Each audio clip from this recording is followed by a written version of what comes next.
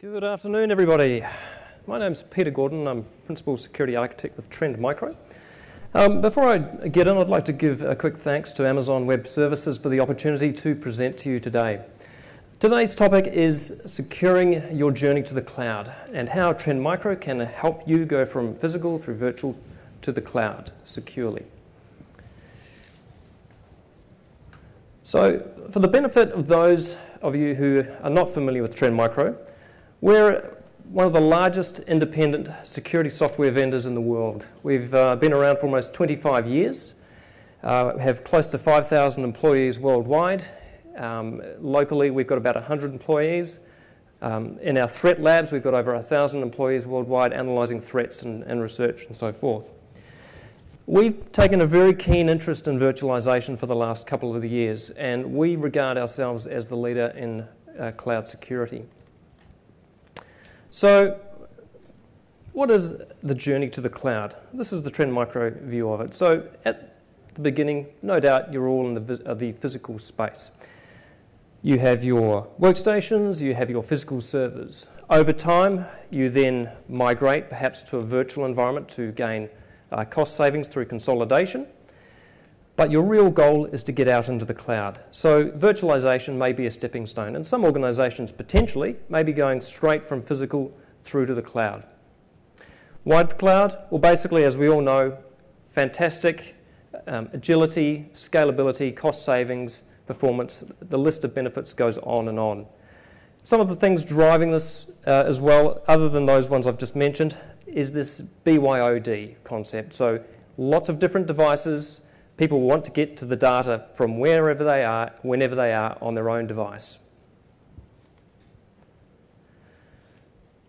So the move to the cloud has some unique challenges. Now, in the middle of the diagram, the real crux of the problem now, and this is not just unique to the cloud, but it's the data that the cyber criminals want. Yes, the script kiddies are still out there launching attacks for giggles, but the real threats are the bad guys out there trying to get to the confidential information, trying to get to the personally identifiable information, to the credit card numbers and so forth. Also, we have to consider regulatory requirements. So things like PCI-DSS, for example, ISO 27001. How can we make sure we address these requirements appropriately as we move to the cloud? Targeted security threats, and I'll talk about these in a second. So how do we protect ourselves from these targeted attacks? And of course, as I just touched on, the BYOD concept. So lots and lots of organizations have more and more employees saying, I want to use my tablet, my smartphone to get to network data. So there are all of these things that we need to consider and how to best secure ourselves. So what sort of threats are out there? Well, pretty much everything. You name it. So we've got malware, we've got key loggers, viruses, what are they called? Trojans, of course. We have botnets that are out there trying to do denial of service attacks or distributed denial of service attacks, phishing attacks and so forth. They're all out there. That's pretty much the background noise. The real threat, really for a lot of organizations, is this. The Advanced Persistent Threat, the APT. These are really, really nasty. So what is an APT, for those of you who are new to the concept? So this was coined a couple of years ago, probably back in 2006, by the US Air Force, originally looking at state-sponsored attacks against other states. It was a complex, sophisticated attack using multiple vectors against very, very specific targets with the intention of burrowing deep within the organisation and feeding back information over time. Now, the whole concept of the APT has evolved and is now basically in use amongst the cyber criminal community. The risks to organisations, one of the most significant risks is the potential for data theft. So sensitive information, that personally identifiable information, the intellectual property. We cannot have cyber criminals or competitors getting access to this data. And if there are some compliance requirements, be they internal, through internal policies, or external through things like the Privacy Act, through ISO 27001 again, PCI-DSS and so forth. If we have a breach of some of those, that can be significantly costly. Now, some recent campaigns you may have heard of, the one down the bottom, Night Dragon, I think a lot of people may be familiar with. It came out about a year ago. That was targeted primarily at the petrochemical and the energy sector. But other APT campaigns are targeting specific corporate organisations. The one I'll give you an example of shortly is this thing called ShadowNet. So ShadowNet, this was actually an attack against the Indian government, interestingly. But typically the way it works is the people who are attacking will do a little bit of homework. They'll go, okay, what's the best way to get into this particular organisation? We need to spearfish them, or as some people like to call it, whaling. So they identify a target. They go and research the target. They go on social media sites. They go on Facebook, you name it, LinkedIn. They get information about these people. They get who they know, what sort of groups they're in, and then they craft potentially a very, very good-looking fake email with an attachment which probably has some form of exploit, such as an Adobe exploit or possibly some sort of Microsoft exploit. So the user clicks on the attachment and, hey presto, their system, which may not have been patched, all of a sudden gets exploited. Now, nothing may happen that is visible to the user, but the system is then essentially the ownership of the people targeting it. The attackers then have root access to that particular system, be it physical, virtual, cloud, doesn't matter. That system will then communicate out to a command and control center, and that command and control center will say, give me this information, anything you can find regarding sensitive information, Word files, and so forth. So that data is then sent back through that channel that's been established out to the command center. And the next stage is, of course, to propagate, to infect other systems, because we can't rely on one compromised system in there. That may be fixed up. So typically APTs go after a small number of systems within a target organisation. So as I said, that was about, it was 2010. About 200 machines were compromised in India. It was against the government. So secret, confidential and restricted Indian government documents were stolen. And I don't know who the attacker was. You can probably speculate. Okay, so the way that worked was through the social engineering, the phishing attack, the malware with the exploit, and then the architecture outside of the target with the command and control center.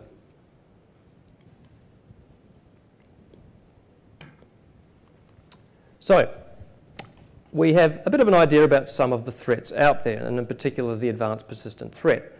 What can we do to counteract these, to protect us against them?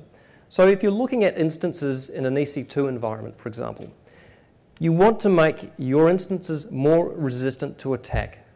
Don't let the exploit work, okay? Patch if you can, and if you can't, we have a solution that I'll talk about called virtual patching shortly. The idea behind that is if it's too hard for the people who are doing the attacking to get through your defenses, they may eventually give up and move on to a softer target. And in doing so, you want to also address any compliance requirements. And PCI is a really good example that I'll go through in a bit more detail shortly. Another solution is to use encryption in the cloud. Okay, so the idea behind encryption is to turn all of that plaintext data into gibberish. So you can just see a whole bunch of random ones and zeros which basically mean nothing. They don't transform to a document you can easily read. You have to have the encryption keys to be able to decrypt the document and actually read it. And in doing that, what you want to do is encrypt the data inside the instance, so it's the data essentially at rest whilst the instance is running, and also if the instance is stopped or terminated. And again, there may be some compliance requirements, particularly the Australian Privacy Act. You may be familiar with the information privacy principles. Number 4 talks about securely protecting your customer data. So encryption is a great way to securely protect your data and your customer data. Now this is a potential framework that you could look at to say, well, okay, we've got our instance out there in EC2. We have this shared responsibility with Amazon Web Services to say, okay, they're looking after the physical, the infrastructure and so forth. We basically have to look after The instance, the operating system, the applications, we have to make sure it's patched. We have to put in place anti-malware so we don't have infections which then try to propagate.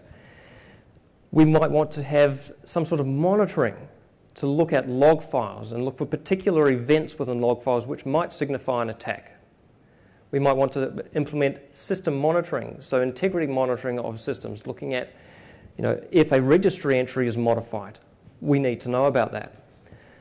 Importantly, on the left, the HIPS, or HIPS, Host Intrusion Prevention Solution, or system.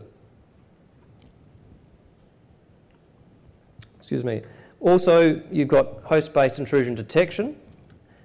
What they essentially enable you to do is provide what we call virtual patching. You may all be familiar with a term called vulnerability shielding.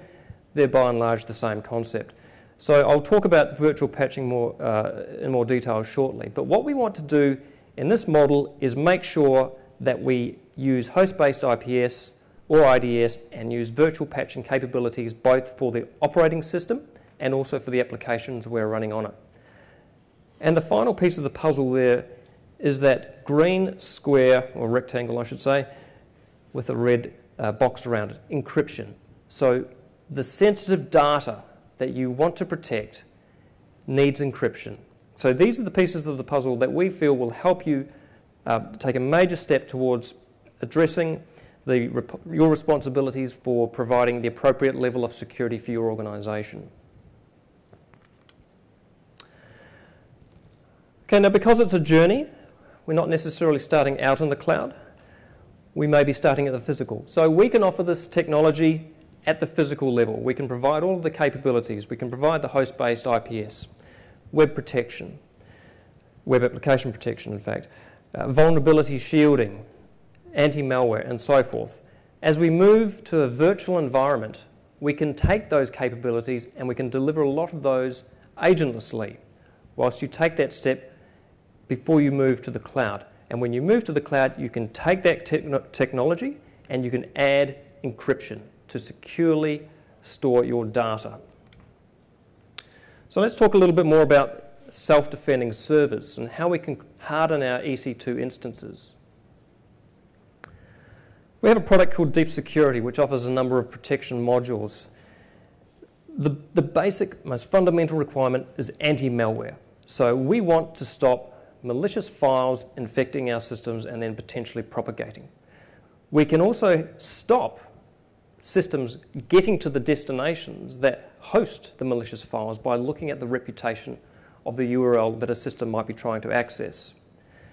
We have log inspection for monitoring system logs. You can configure a rule to look for a particular event in the NT event log, for example, the Windows event log. If you see that particular event, an alert goes back to the Deep Security Management Console.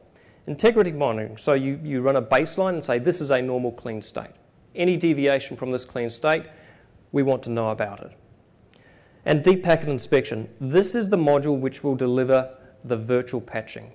Virtual patching is an outcome of intrusion prevention. The way it basically works is we analyse packets coming in, we reconstruct them, and we look at what they're trying to do. And if we recognise that the packets are actually trying to compromise a known vulnerability, we will drop the packets. If we recognise a specific exploit signature, again, we can drop the packets. So this, and I'll give you an example of this soon, this will stop a lot of attacks in their tracks just by looking for those particular signatures of vulnerabilities and exploits. A little bit of a high-level architecture of deep security. So at the centre we have the Deep Security Management Console. That will integrate with perhaps a security incident event management system. With our physical systems, our workstations or our physical servers, we can deploy a deep security agent. And we support a wide range of operating systems from Windows through to Linux through to HPUX also. And there are various modules which are available for different platforms. But again, most modules are available for the Windows platform with the agent. In fact, all of them are. As you move to a virtualized stage, you can have those protection profiles that were provided by the agent go through to the virtualization-aware technology. So we can do agentless security as well for a number of the protection modules. It's still possible to deploy a deep security agent within a virtual machine. And if you are planning to move that out to the cloud, it's actually a really good idea to have it in there, because what will happen is when you move your VM out to the cloud, that agent and its protection profiles or the policies will travel with it. So it makes the security process quite seamless. Also importantly, Deep Security Manager is our source of events. So anytime something crops up from an agent or the virtual appliance, the protection virtual appliance, it will appear in the Deep Security Management console. So we can go through and we can look at what's happened, and that's really useful from an auditing perspective. And of course, reporting as well is something that will offer organisations to provide summary reports of what's been happening. So let's talk about PCI compliance for a moment.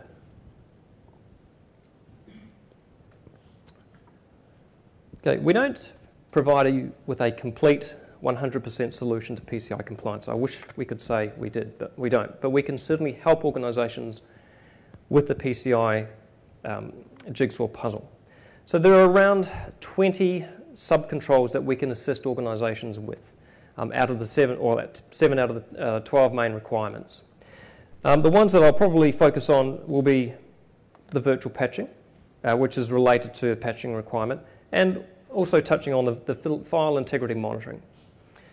So file integrity monitoring we can do through both the integrity monitoring capability and also the log inspection. So we just configure the rules within Deep Security, push that policy out to the machine, and the machine then knows to look for specific files to make sure they're not changed, and also look for particular events in the event log.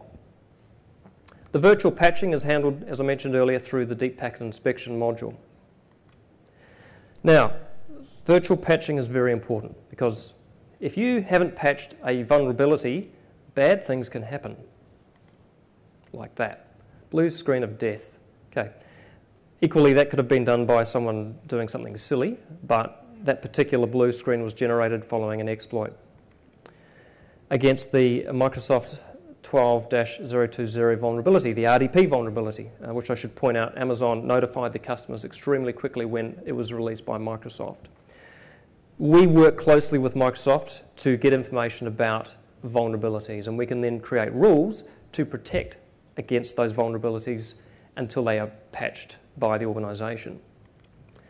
So coming back to PCI-DSS, let's just look at 6.1. So we've set the scene with regards to the implication of not patching.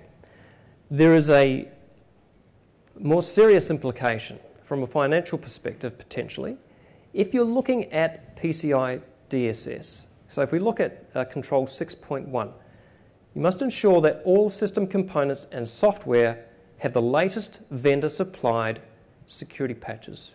And for critical patches, you have 1 month to deploy them. It's possible you may not be able to do that. I'll give you an example. Several years ago, a UK retailer, I won't name them, they were going through a PCI audit. They had an Oracle database they hadn't patched in 4 years. Funnily enough, they failed their audit because they hadn't patched that database. So what they ended up doing was they came to the organisation we acquired, 3rd Brigade, and said, we need help with this. So what we implemented is the virtual patching capability through the Deep Security Deep Packet Inspection module. What that essentially did was plug that vulnerability. We didn't patch it, we just stopped systems from being able to attack it. That was adequate enough for the auditors to say, that's a compensating control, you've passed your audit. The upshot, of course, from your own perspective is no blue screen of death, okay? Blue screen of death, funnily enough, might be the best possible outcome if you are attacked against, if there is an attack against an unpatched vulnerability. At least you know your system stopped and nothing can happen to it. But what if it's a more sinister attack? Okay, what if it's some sort of advanced persistent threat trying to plant a rootkit in there? It's going to get in, it's going to bury deep. And you may not know. You may not know for years, potentially, that that system is infected. and might be funneling information very quietly out of the organisation. That can be avoided through virtual patching. And if you are looking at compliance, again, you've got the compensating control to protect your vulnerabilities and meet the QSA's requirements. Just give you a quick demonstration. This is a video, so if I can ask the team down the back just to kick it off. This is the Deep Security Management Console. So in the console, we have a number of machines that are protected. The one that I'm looking at there is a Windows 2003 standard server. And I've actually got one protection rule applied to it. You probably can't quite make out. So this is being protected in a virtual environment by the Deep Security Virtual Appliance.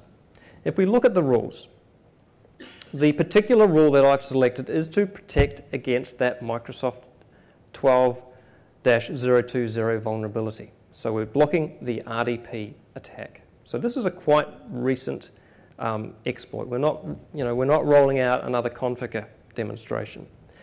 It's possible, if you want, to look at more information. You can look up the MITRE CVE.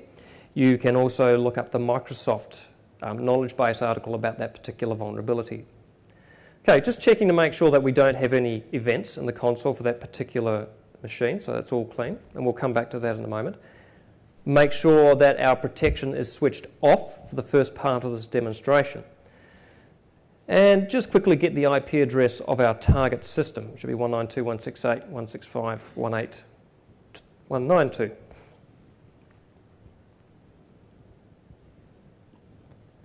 Using Metasploit here to launch an attack against that vulnerability. Metasploit's a penetration testing framework. Okay, set the remote host to that .192 address. And we'll have a look at the quick options. We'll see that the port being targeted is 3389, which is the RDP port. So R port 3389 on the bottom left-hand side. Oh, as soon as you hit exploit and press enter, that machine's basically just taken out. So that's through an exploit. So that is actually what happens if you don't have that particular vulnerability patched with this particular exploit. Okay, if it's something else, it may do something different. So the next part of the demonstration is to say, well, okay, how can deep security stop that from happening and let that machine continue to run happily? So we'll just reboot it and wait for it to come back up. In the meantime, we'll go and turn Deep Packet Inspection on. And it's set to prevent, not detect. If it's detect, the exploit will still work, but we'll know about it through the console.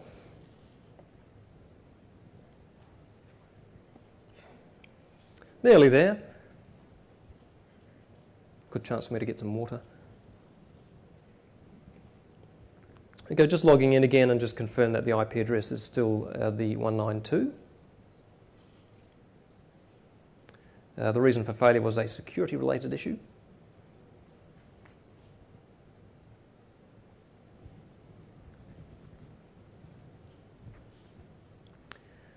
And a quick IP config again just to confirm that IP address, and it is still 192. So we'll go back now to the Metasploit session and basically type in exploit again, hit enter. This time nothing's happened, so that system hasn't blue screened. What has happened though is Deep Security has seen those packets come through, reconstructed them, and said, that is an exploit against the 020 vulnerability from 2012. And it's basically dropped the traffic. So the system can continue quite happily. It hasn't been patched. Okay, so we can then see the particular event in the Deep Security Management Console.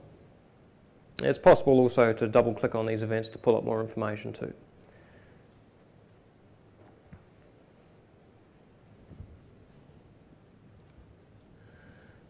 And I think just quickly we'll just go back and show that same thing in the main management console. So what we were looking at there was the actual console for that specific target machine.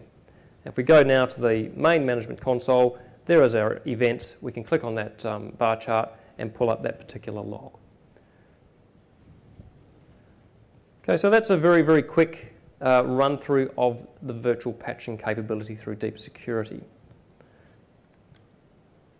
All right, I briefly mentioned Microsoft earlier and how we work closely with them. We're a part of the Active Protections program. So before Microsoft put out their bulletins, they talk to us and other vendors, of course, and say, we're releasing these vulnerabilities. We go, that's fantastic. We can then look at them, analyze how those vulnerabilities are compromised, and then develop protection rules to stop those vulnerabilities being compromised and push them out to our deep security customer base. That's typically done within 2 hours, although in some circumstances it may be a little bit longer than that, but typically no more than a day.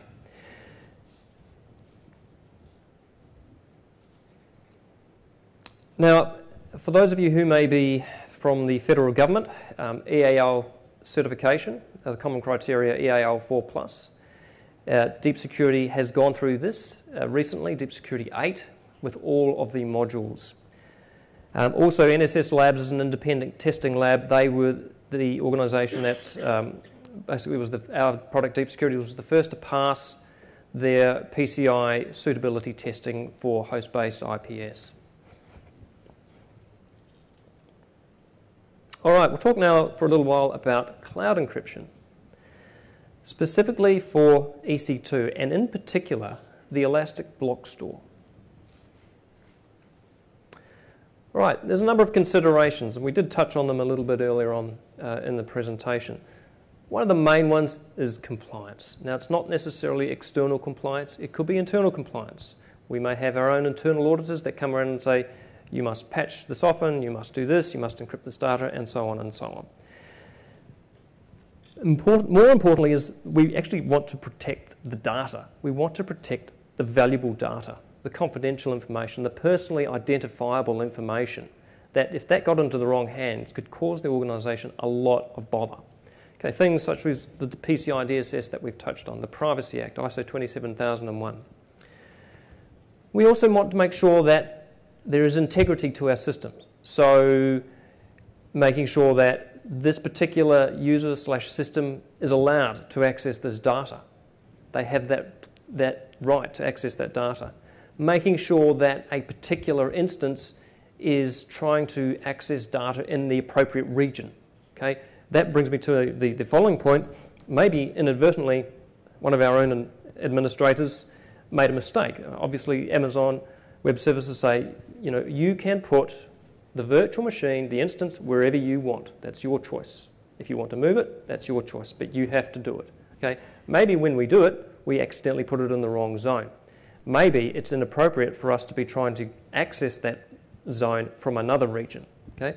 So we want to make sure we can avoid situations like that. So the particular solution we have is a product called SecureCloud. Okay? There's two parts to this.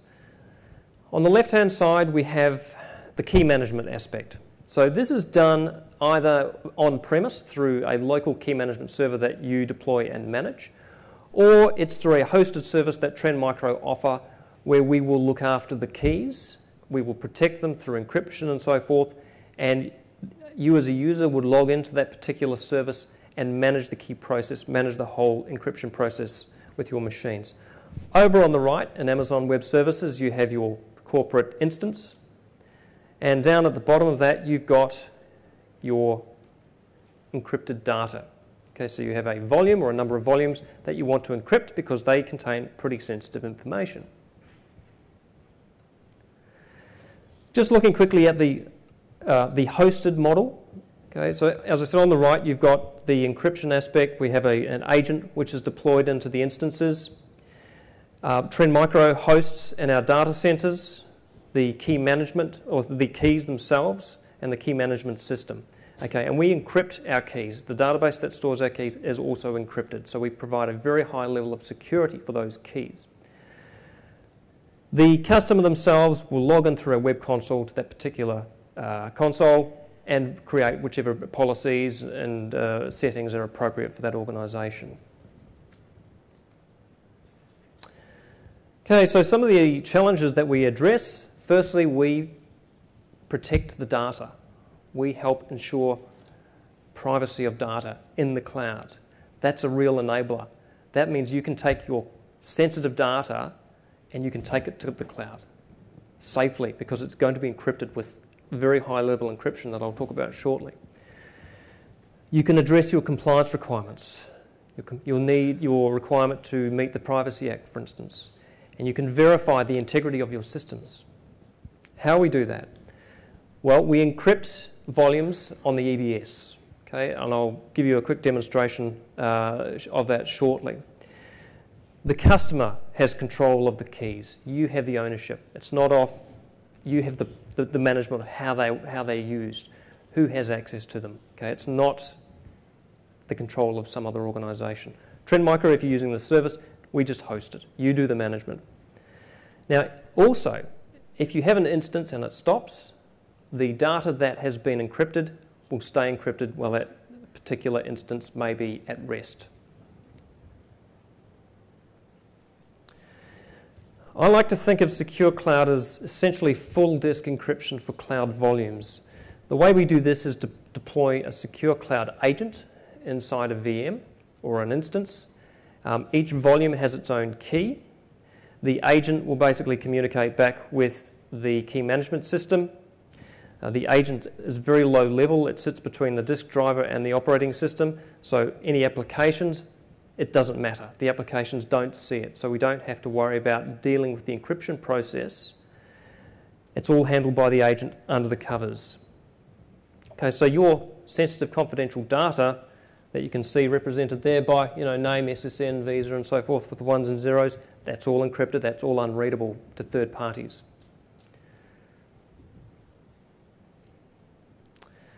Right, so I did mention whole volume encryption, so it is the whole volume, so any data, metadata, and associated structures are encrypted.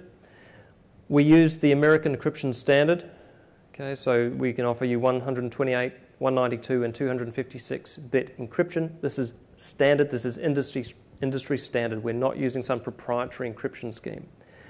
Our encryption module has gone through a very, very stringent process with the National Institute of Standards and Technology in the US through their cryptographic module validation program. So they have thoroughly tested it, and they have said our encryption system is FIPS 140-2 compliant. Okay, that's a very, very high level of compliance. Right, so how this works, a little demonstration. Okay, over on the right-hand side, popping up shortly, we have our VM. Inside that VM or instance is SecureCloud agent and an application. That application wants to get to that encrypted volume. It can't because it doesn't have the key yet. So what it needs to do is go to the key management system. So it establishes an SSL session with the key management system and says, I would like a key to access this particular volume. It goes, okay, all right, tell me a bit about what you want, where you are, and so forth. So some requests for information go back to the VM. The VM then fills in all the details, sends that information back to the key management system. The key management system will then look through what's being asked for, where it is, and so forth, and just check to make sure that that is in accordance with policy. If it's not, the key is just not issued. If it is, the key to decrypt that volume is then sent back to that particular virtual machine. It can then unlock that padlock down the bottom and get access to that data. So that red dashed line is now available to that particular machine via the SecureCloud process.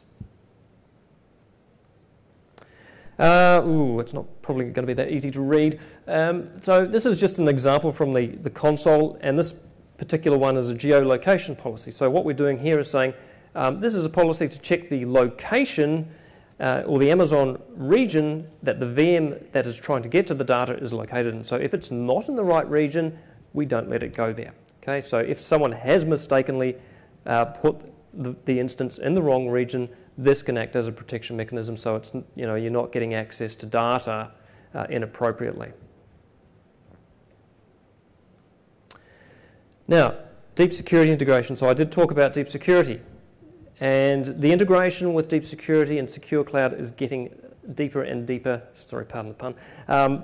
Closer and closer, every day. So we've recently introduced in SecureCloud 2.0 interaction with deep security. So what it can do is it can go to deep security and say, tell me about the status of the anti-malware. Tell me about the status of the deep packet inspection. Is protection activated? Okay, what's going on?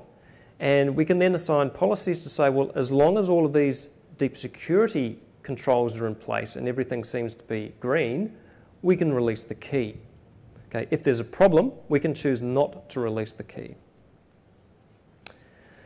So some of the benefits, SecureCloud at the moment is a unique solution on the market, and it's not about just the encryption. I mean, that is the fundamental aspect, but it is also about the way that we manage the key process. It does tie in very nicely to deep security, and that tie-in is going to become even better and better over time. As I mentioned, we use industry standard encryption, which has obviously gone through a very stringent process through NIST. And the customers have control of the keys and the whole encryption process, so you look after that. If compliance is a significant issue, then auditing is going to be a significant issue for you. So there is detailed logging available in SecureCloud, and that can then help with auditing processes to say, well, auditor comes along and says, okay, show me how you know that this particular machine is allowed to access that, and what controls have you got in place. You've got the controls, fantastic. Make sure you can show me that it's actually been working. Here are the logs. Okay, we get the tick. The auditor goes, that's good, we'll move on to the next target.